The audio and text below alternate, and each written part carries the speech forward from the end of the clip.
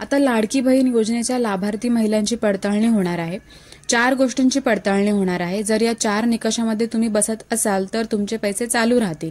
कोणकोणत्या गोष्टींची पडताळणी होणार आहे ते आपण या व्हिडिओमध्ये बघणार आहोत। आधी 2 सेकंद मुख्यमंत्री काय म्हणाले ते बघा आणि कोणते निकष आहेत ते पुढे आपण व्हिडिओमध्ये सांगितलेले आहेत। च्या बाहेर जर कोणी घेतलं असेल, निकषातला जो असेल त्याला कोणालाही त्यातनं कमी करायचं नाहीये, पण काही तक्रारी आल्या आहेत की निकषाच्या बाहेर मिळालेला आहे। दुसरा पहिला नियम म्हणजे आहे एका कुटुंबामध्ये 2च महिलांना लाभ मिळणार आहे। आता कुटुंब म्हणजे काय ते नक्की समजून घेऊया, कारण काही कुटुंबामध्ये सासू सासरे 2 सुना असतील तर तुम्ही म्हणाल दोघींनाच कसा काय लाभ मिळणार, तर नवरा बायको आणि त्यांची 18 वर्षाखालील मुले हे असे एक कुटुंब आहे। सासू सासरे असेल त्यांचं दुसरं कुटुंब आहे। म्हणजे जर तुमच्या घरामध्ये सासू सासरे आणि 2 सुना असेल तर त्यांना लाभ मिळणार आहे, कारण सासू त्यांचे एक वेगळं कुटुंब आहे त्यांना सुद्धा लाभ मिळणार आहे आणि नवरा बायको म्हणजे त्याच्या बायकोला सुद्धा तो लाभ मिळणार आहे। तर सासू सासरे असतील आणि 2 सुना असेल तर तुम्हाला पैसे, त्यामुळे कुटुंब म्हणजे नक्की कसं हे क्लिअर झालंय।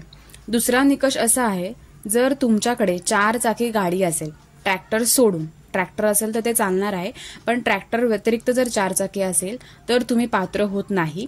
आता तिसरा आणि महत्त्वाचा मुद्दा आहे तुमच्या कुटुंबामध्ये कोणी इन्कम टॅक्स भरत असेल कोणीही, तर म्हणजे समजा जी पात्र महिला आहे तिचा पती जर इन्कम टॅक्स भरत असेल तरी सुद्धा ती महिला आहे ती अपात्र होते।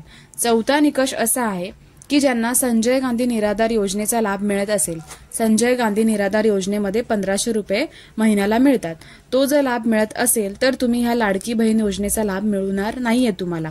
म्हणजेच जर तुम्ही संजय गांधी निराधार योजनेचे पैसे घेत असाल तर लाडकी बहीण योजनेचे तुम्हाला पैसे आहेत ते मिळणार नाहीयेत।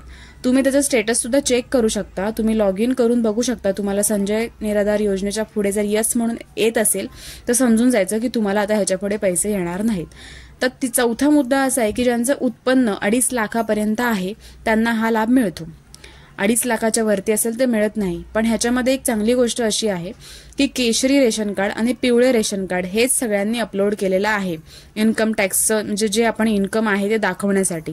त्याच्यामुळे ज्यांच्याकडे पिवळे किंवा केशरी रेशन कार्ड आहेत आणि तेच अपलोड केलेलं आहे याचा अर्थ असा होतो की 2.5 लाखापेक्षा कमीच आपली जी इन्कम आहे ती 2.5 लाखापेक्षा कमी आहे आणि म्हणून तुम्ही तसं ग्राह्य केलं जातं की तुमची ही इन्कम आहे ती 2.5 लाखापेक्षा कमी आहे। त्याच्यामुळे हा जो मुद्दा आहे 2.5 लाखापर्यंत इन्कमचा तो काही या निकषामध्ये बसत नाही। त्या सगळ्यांना हा लाभ मिळणारच आहे, कारण प्रत्येकाने प्रूफ म्हणून इन्कमचं जे आहे ते रेशन कार्डच दिलेलं आहे। त्याच्यामुळे हा जो मुद्दा आहे 2.5 लाखाचा तो याच्यामध्ये होत नाही।